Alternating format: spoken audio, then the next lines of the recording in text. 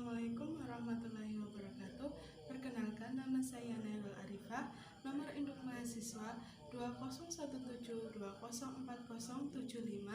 kelas 1 Mazhab B, Fakultas Ekonomi dan Bisnis Islam, IAIN Purwokerto.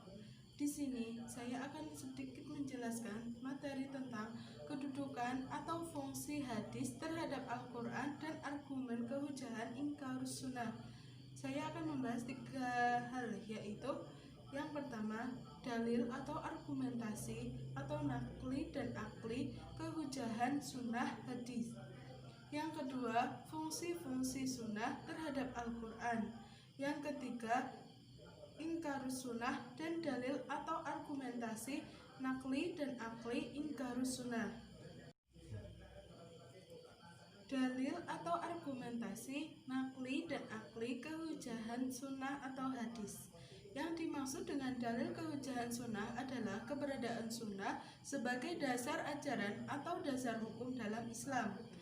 Dalam hal ini ada beberapa dalil atau alasan mengapa hadis dapat dijadikan dasar ajaran atau dasar hukum Islam, yaitu dalil Al-Quran, dalil Al-Hadits atau sunnah, ijma' para sahabat, dan ijtihad. Yang pertama, dalil Al-Quran. Dijelaskan dalam surat Al-Ahzab ayat 36 yang artinya, dan tidaklah patut bagi laki-laki yang mukmin dan tidak pula bagi perempuan yang mukmin apabila Allah dan Rasul-Nya telah menetapkan suatu ketetapan, akan ada bagi mereka pilihan yang lain tentang urusan mereka, dan barang siapa mendurhakai Allah dan Rasul-Nya, maka sesungguhnya dia telah sesat yang nyata. Quran Surat Al-Ahzab ayat 36. Jadi, apabila Allah dan Rasul-Nya memutuskan suatu perkara, maka seorang pun tidak diperkenankan menentangnya dan tidak boleh ada pilihan lain atau pendapat lain atau ucapan lain selain dari apa yang telah ditetapkan. Yang kedua, dalil Al-Hadis. Selain dari Al-Quran, kedudukan sunnah ini juga dapat dilihat dari melalui sunnah-sunnah Rasulullah itu sendiri. Banyak sunnah yang menggambarkan hal ini dan menunjukkan perlunya ketaatan kepada perintahnya. Rasulullah SAW bersabda sebagai berikut, telah menceritakan kepadaku dari Malik bahwasanya dia menyampaikan bahwa Rasulullah SAW bersabda, aku tinggalkan 2 pusaka pada kalian. Jika kalian berpegang kepada keduanya, niscaya tidak akan tersesat, yaitu kitab Allah atau Al-Quran dan sunnah Rasul-Nya. Hadis riwayat Malik. Dalil ijma' sahabat dan ulama. Ijma' yang dapat dipertanggungjawabkan adalah yang terjadi pada zaman sahabat, tabi'in, dan tabi'ut tabi'in. Karena setelah zaman mereka, para ulama telah berpencar dan jumlahnya semakin banyak, sehingga tak dapat dipastikan bahwa semua ulama telah bersepakat. Contoh ijma' para sahabat, yaitu yang pertama, Abu Bakar As-Siddiq. Ketika dibaiat menjadi khalifah, Abu Bakar pernah berkata, saya tidak meninggalkan sedikit pun sesuatu yang diamalkan oleh Rasulullah SAW. Sesungguhnya saya takut tersesat bila meninggalkan perintahnya. Yang kedua, Umar bin Khattab. Saat berada di depan Hajar dan Aswad, Umar bin Khattab berkata, saya tahu bahwa engkau adalah batu. Seandainya saya tidak melihat Rasulullah menciummu, saya tidak akan menciumnya. Yang ketiga, Utsman bin Affan. Diceritakan dari Sa'id bin Al-Musayyab bahwa Utsman bin Affan berkata, saya duduk sebagaimana duduknya Rasulullah, dan saya makan sebagaimana makannya Rasulullah. Saya sholat sebagaimana sholatnya Rasulullah. Fungsi sunnah dalam Al-Quran. Menetapkan hukum yang terdapat di dalam Al-Quran bertujuan untuk menunjukkan bahwa masalah-masalah yang terdapat di dalam Al-Quran dan Sunnah itu sangat penting untuk diimani, dijalankan, dan dijadikan pedoman dasar oleh setiap muslim. Menempati posisi kedua setelah Al-Quran, Sunnah memiliki fungsi sebagai bayan atau penjelas atau penafsir yang dapat mengungkapkan tujuan dan maksud-maksud Al-Quran. Dalam firman Allah, dan kami turunkan kepadamu Al-Quran agar kamu menerangkan kepada umat manusia apa yang diturunkan kepada mereka dan supaya mereka berpikir. Adapun penjelasan hadis terhadap Al-Quran diantaranya bayan at-taqrir. Bayan at-taqrir disebut juga dengan bayan at-ta'qid atau bayan al-itsbat, yaitu sunnah berfungsi untuk mengokohkan atau menguatkan apa yang telah disebutkan di dalam Al-Quran. Bayan takrib juga disebut sebagai bayan al-muwafiq li al-nas al-kitab. Hal ini karena kemunculan hadis-hadis itu senada atau searah dengan Al-Quran. Misalnya, hadis riwayat Al-Bukhari sebagai berikut. Islam didirikan atas 5 perkara: bersaksi bahwa tiada Tuhan selain Allah, bahwa Muhammad adalah utusan Allah, mendirikan sholat, membayar zakat, haji, dan berpuasa di bulan Ramadan. Yang kedua, bayan at-tafsir. Yang dimaksud dengan bayan al-tafsir adalah penjelasan hadis terhadap ayat-ayat yang memerlukan perincian atau penjelasan lebih lanjut, seperti pada ayat-ayat yang mujmal, mutlak, dan am. Maka fungsi hadis dalam hal ini adalah memberikan perincian atau tafsir dan penafsirannya terhadap ayat-ayat Al-Quran yang masih mujmal, memberikan taqyid atas ayat-ayat yang masih mutlak, serta memberikan tahsih atas ayat-ayat yang masih umum. Yang ketiga, bayan at-tashri'.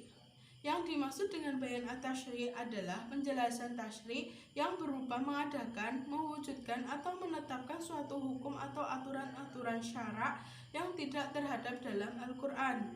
Rasulullah SAW berusaha menunjukkan suatu hukum dengan cara menjawab pertanyaan-pertanyaan yang diajukan para sahabat dan tidak didapati jawabannya dalam Al-Quran.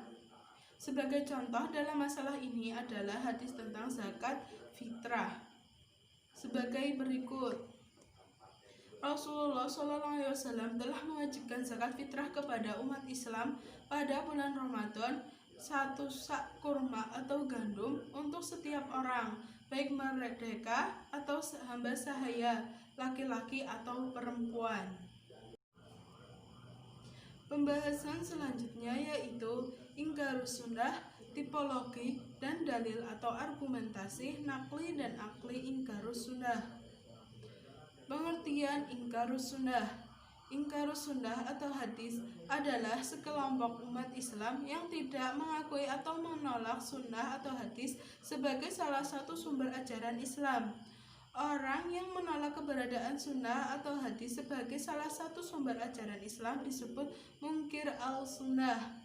Kelompok ingkar sunnah merupakan lawan atau kebalikan dari kelompok besar atau mayoritas umat Islam yang mengakui sunnah sebagai salah satu sumber ajaran Islam. Latar belakang munculnya ingkarus sunnah disebabkan karena kurangnya pengetahuan, keraguan pada kodifikasi hadis, dan kecenderungan yang salah terhadap Al-Quran. Kriteria yang paling menonjol dari ingkarus sunnah adalah mendahulukan ketetapan hukum berdasarkan nas yang zahir disertai keyakinan bahwa sunnah tidak memiliki kekuatan hukum sedikit pun. Tipologi atau kriteria ingkarus sunnah. As-Syafi'i seperti dikutip oleh Suhudi Ismail dalam kitab Al-Um membagi kelompok ingkarus sunnah menjadi 3 golongan, yaitu yang pertama, golongan yang menolak seluruh sunnah.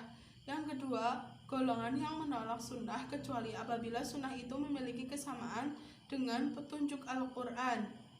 Yang ketiga, golongan yang menolak sunnah yang berstatus ahad. Golongan ini hanya menerima sunnah yang berstatus mutawatir atau hadis mutawatir. Dari golongan ingkar sunnah menjadi 3 bagian tersebut, golongan yang benar-benar masuk dalam pengertian ingkar sunnah adalah golongan yang pertama, yaitu golongan yang menolak sunnah secara keseluruhan. Sedangkan golongan yang kedua dan ketiga adalah golongan yang masih ragu terhadap keberadaan sunnah, antara mengakui dan menolak keberadaan sunnah. Argumentasi nakli dan akli ingkarus sunnah. Argumen nakli. Yang pertama, agama bersifat konkret dan pasti. Mereka berpendapat bahwa agama yang harus dilandaskan pada suatu yang pasti, agama Islam bersumber dari hadis. Ia tidak akan memiliki kepastian. Yang kedua, Al-Quran sudah lengkap. Al-Quran telah menjelaskan segala hal secara tuntas, jadi tidak perlu mengambil pegangan lain selainnya. Yang ketiga, Al-Quran tidak memerlukan penjelasan. Mereka menganggap Al-Quran sudah cukup memberikan penjelasan terhadap segala masalah. Yang keempat, hadis yang harus dipedomani bukanlah hadis Nabi, melainkan Al-Quran. Hadis dan sunnah bukanlah sebagai sumber ajaran Islam. Argumen akli. Cukup banyak juga argumen-argumen yang termasuk non-akli yang telah diajukan oleh para pengingkar sunnah. Di antaranya sebagai berikut. Al-Quran diwahyukan oleh Allah kepada Nabi Muhammad dalam berbahasa Arab. Orang yang memiliki pemahaman dalam bahasa Arab mampu memahami Al-Quran tanpa harus dengan hadis. Yang kedua, dalam sejarah umat Islam mengalami kemunduran karena perpecahan, dan perpecahan itu karena hadis Nabi. Yang ketiga, asal mula hadis Nabi yang dihimpun dalam kitab-kitab hadis hanyalah dongeng semata. Sekian dari saya. Apabila ada kesalahan, saya mohon maaf. Wabillahi taufiq wal hidayah. Wassalamualaikum warahmatullahi wabarakatuh.